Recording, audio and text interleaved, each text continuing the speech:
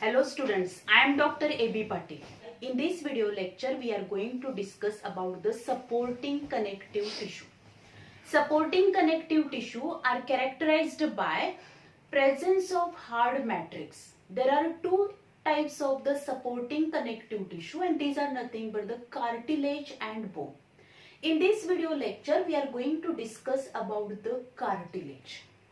Cartilage is a malleable, tough tissue. पण सुरुवातीलाच काय सांगितलेलं आहे तर सपोर्टिंग कनेक्टिव्ह टिश्यू जे असणार आहे त्याचं कॅरेक्टराइज काय आहे तर supporting connective tissue which is characterise by the hard matrix. याच्यामध्ये हार्ड मॅट्रिक्स आहे आणि दोन टाईपच्या सपोर्टिंग कनेक्टिव्ह टिश्यू असतात. त्या म्हणजे कोणत्या आहेत तर कार्टिलेज आणि बोन. आपण इथं कार्टिलेज डिस्कस करतोय आणि कार्टिलेज जर आपण बघितलं तर कार्टिलेज कसं आहे cartilage is the पेलायबल.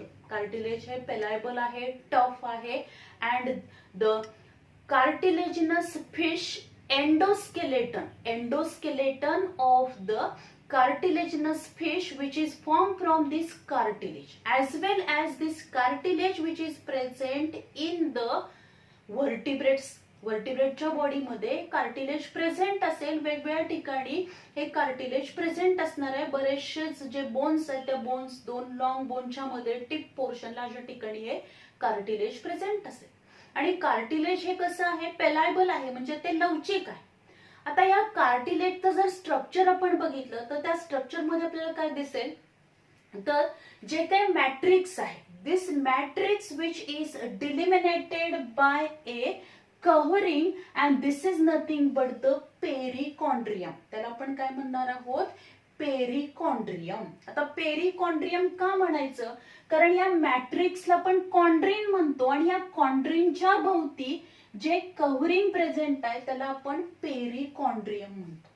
And this perichondrium which is formed from the collagen fibers. हे कशापासून फॉर्म झालेला आहे तर कोलिजिन फायबर्स पासून फॉर्म झालेला आहे. This is the perichondrium. And below this perichondrium there is a presence of the immature cartilage forming cells are present and these are nothing but the chondroblast. म्हणजेच या पेरिकॉन्ड्रियमच्या खाली इथं आपल्याला एक लेअर पाहायला मिळतो. हा कोणता आहे तर इमॅच्युअर कार्टिलेज फॉर्मिंग सेल्स तिथं प्रेझेंट असणार आहेत त्यांना कॉन्ड्रिओब्लास्ट म्हटलं जातं. And from this chondroblast there is a formation of cartilage and when we observed the mature cartilage we observed that in the matrix हे जे काही मॅट्रिक्स प्रेझेंट असणार आहे in that matrix we observed the number of chondriocytes and these chondriocytes which are present in the lacunae.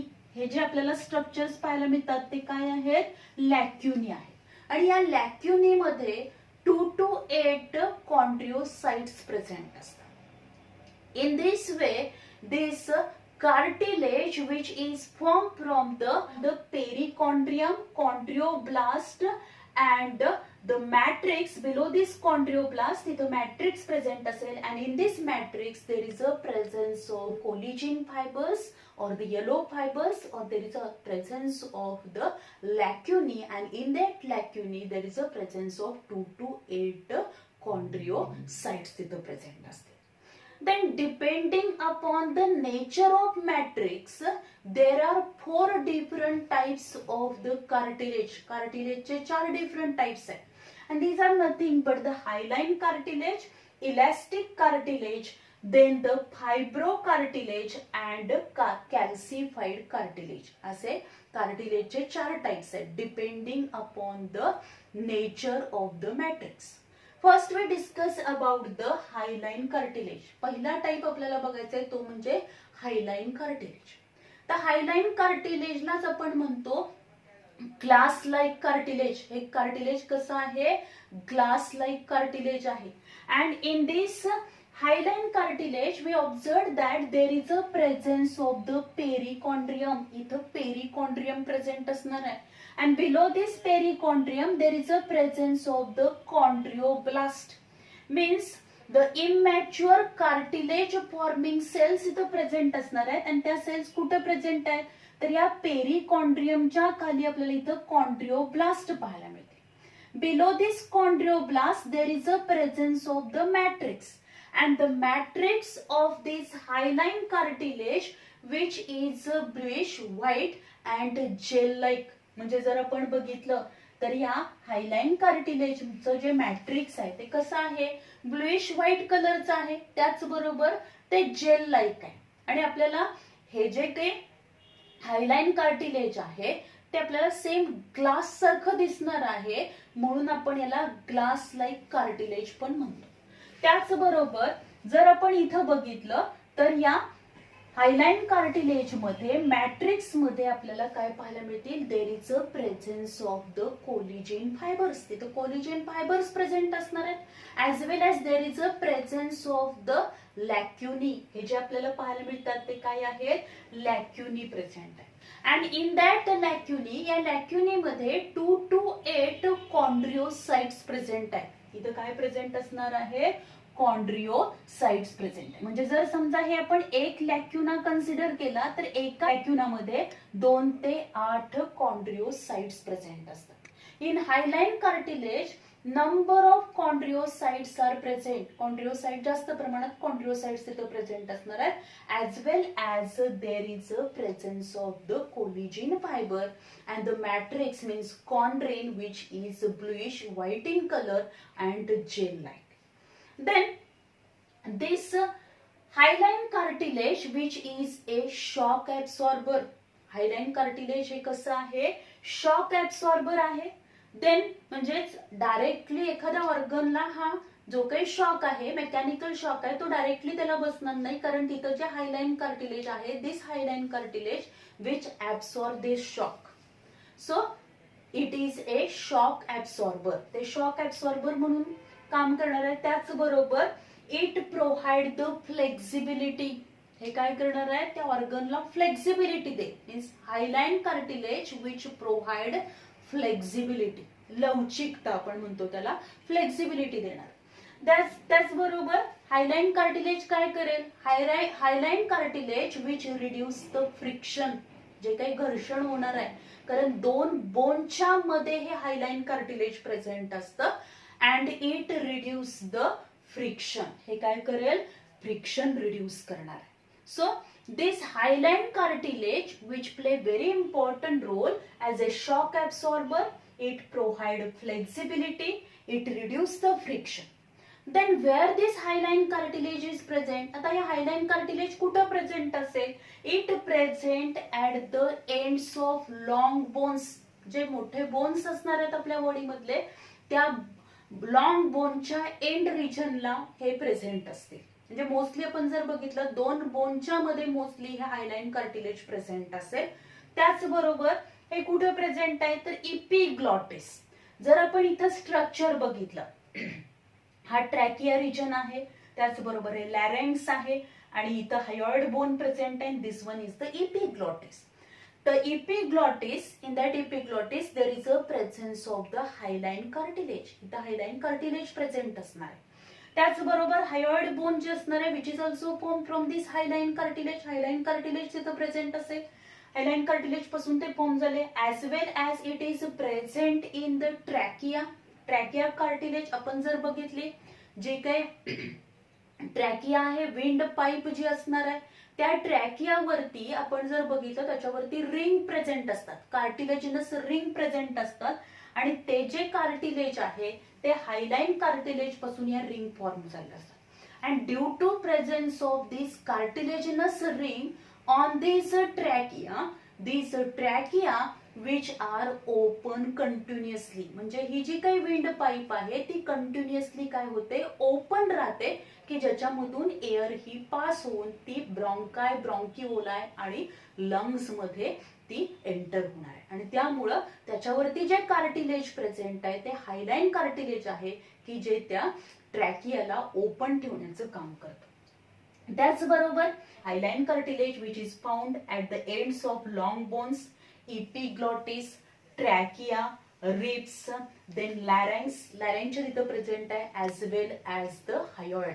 आपण जर इथं बघितलं जे काही लॅरेंक्स आहे तिथंही काय असेल, हायलाइन कार्टिलेज प्रेझेंट असणार आहे. and which provide the flexibility, then also shock absorber, and it play very important role to reduce the friction in between the bones मधलं फ्रिक्शन ते काय करेल, रिड्यूस करेल. देन नेक्स्ट आहे इलास्टिक कार्टिलेज. आता elastic cartilage मध्ये जर आपण बघितलं, there is also presence of the perichondrium. इथं आपल्याला पेरिकॉन्ड्रियम पाहायला मिळेल.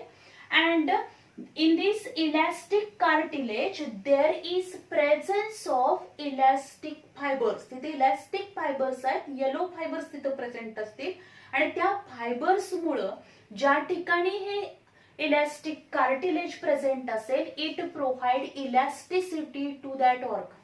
So the elastic cartilage which having the elastic fibers तिथं प्रेझेंट आहेत. म्हणजे जर आपण बघितलं तर या इलास्टिक कार्टिलेज मध्ये हे पेरिकॉन्ड्रियम प्रेझेंट आहे.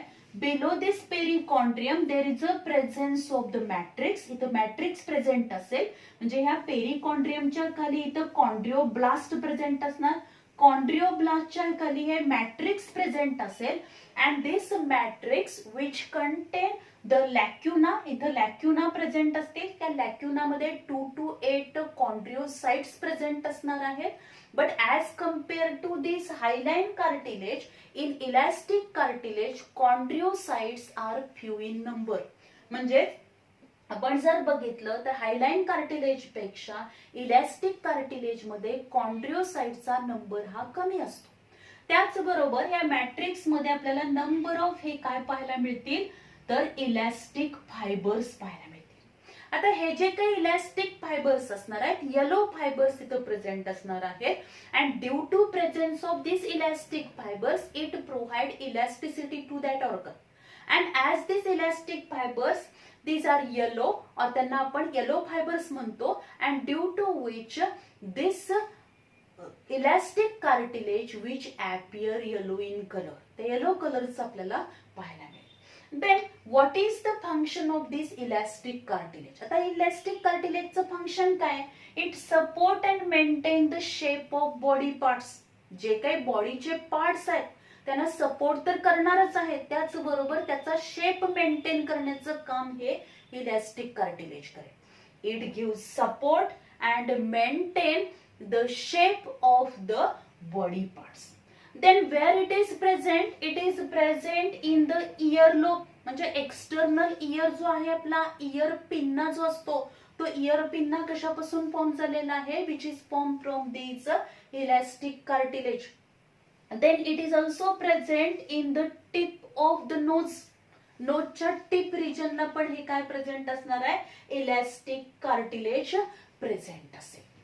देन द नेक्स्ट टाइप आहे कार्टिलेजचा, which is nothing but the fibro cartilage. काय म्हणणार आहोत त्याला आपण, fibro cartilage. In the fibrocartilage there is a absence of perichondrium. इथं पेरिकॉन्ड्रियम हे काय असेल, absent असणार. In fibrocartilage perichondrium is absent. Then matrix. आता जर आपण ही मॅट्रिक्स बघितली, in that matrix there is a presence of bundles of collagen fibers. हे जे आपल्याला दिसत आहेत हे काय आहेत, कोलिजिन फायबर्स आहेत, व्हाईट फायबर्स, त्यालाच आपण कोलिजिन फायबर्स म्हणतो. So there is a presence of bundles of collagen fibres in the matrix of the फायब्रोकार्टिलेज.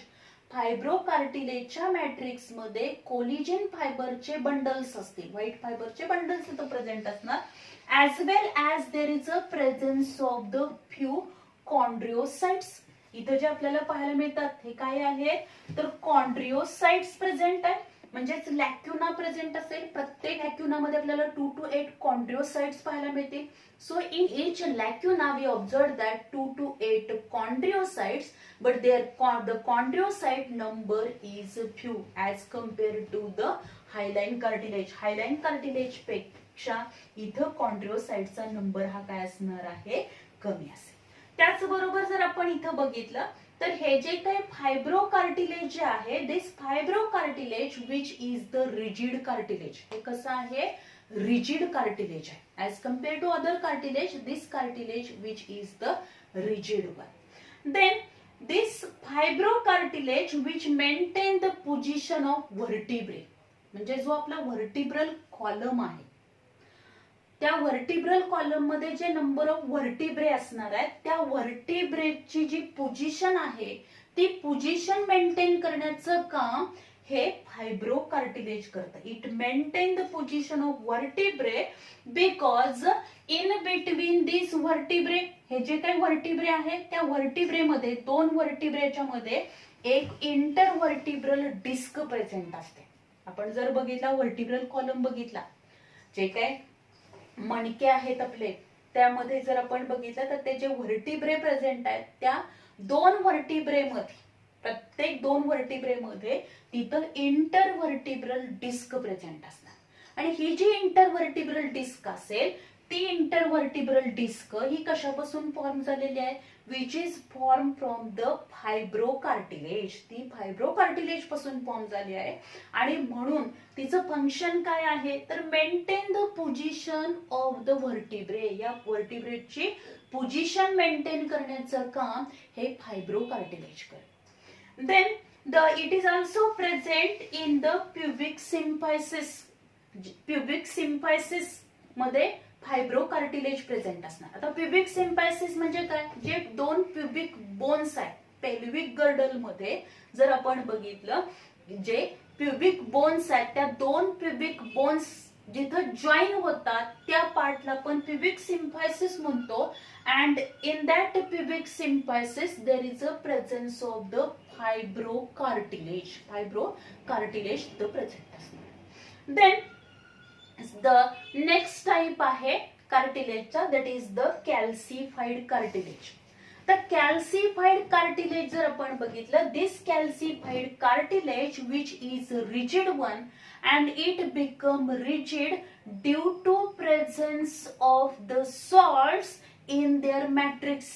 म्हणजे जे मॅट्रिक्स आहे त्या मॅट्रिक्स मध्ये प्रेझेंट असलेले जे फायबर्स असतील, कॉन्ड्रिओसाइट्स प्रेझेंट असणार, त्याचबरोबर मॅट्रिक्स मध्ये काही सॉल्टचं डिपॉझिशन झालेलं आहे आणि त्यामुळं हे कॅल्सिफाईड कार्टिलेज जे असेल, this calcified cartilage which is rigid one. कारण का तर तिथं कॅल्शियमचं डिपॉझिशन झालेलं आहे, सॉल्टचं डिपॉझिशन झालेलं आहे आणि त्यामुळं त्याला आपण कॅल्सिफाईड कार्टिलेज म्हणतो आणि त्यामुळे हे कार्टिलेज कसं आहे, रिजिड आहे. Then this calcified cartilage which reduces flexibility of the joints in old age.